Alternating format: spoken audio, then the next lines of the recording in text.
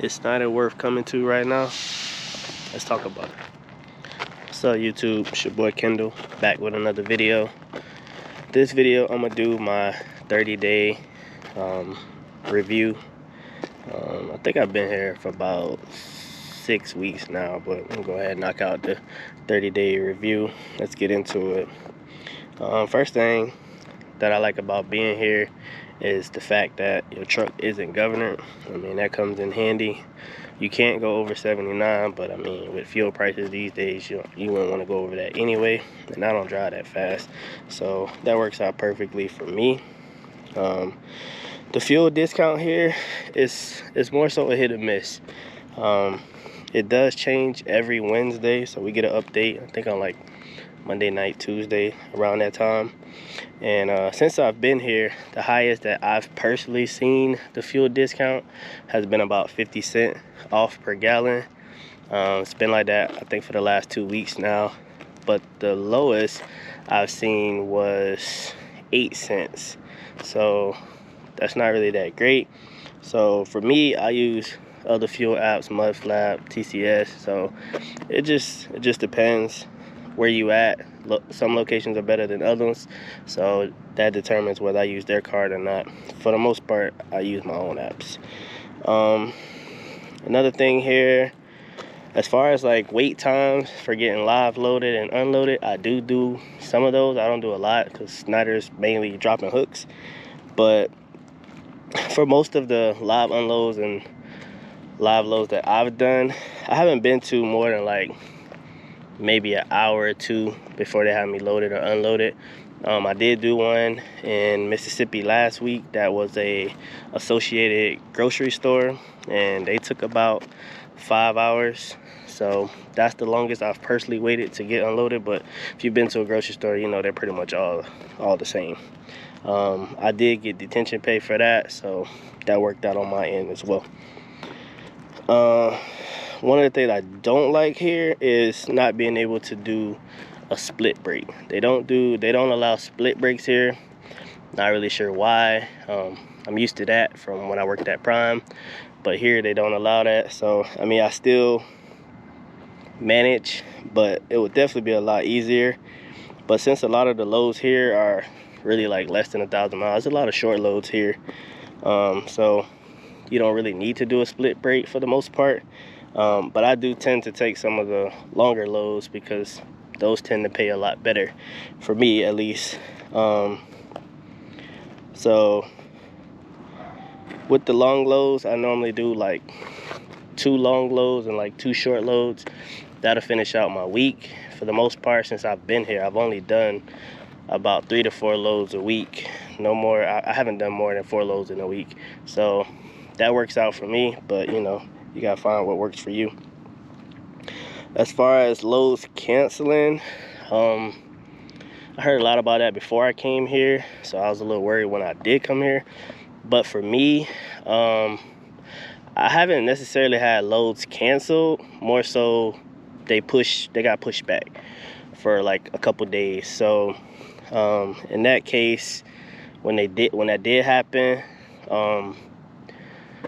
they have load insert here. So with load insert, that load that canceled, you can go use load insert and replace that load that canceled with another load. That way, if any of your other loads that was booked out for that week, you don't have to cancel those. You can just insert that load. As long as it works, they'll insert it for you. It's just a form you fill out once you find another load, and they'll insert it for you. I've personally used it once, and it worked out for me.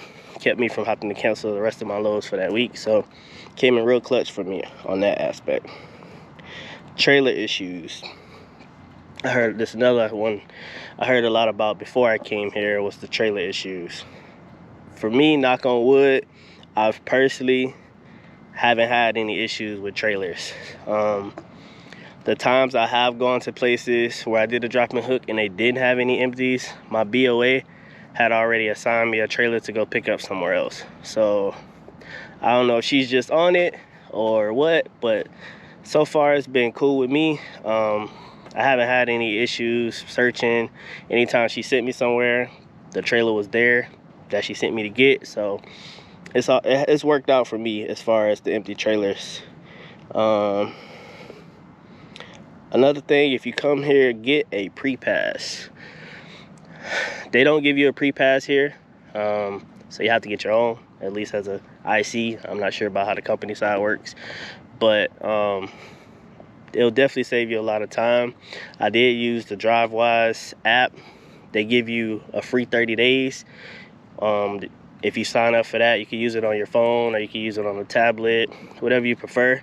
I had it on my phone and it just expired, so I just finished signing up for my pre-pass stuff, just waiting for that to come in the mail. And that is, I believe it's like $17 and some change a month. So I feel like it's worth it, because I mean, it was trying to pull into all these weigh stations and scales and all that. So, and I think the DriveWise is around the same price, but I'm not really sure on that one. So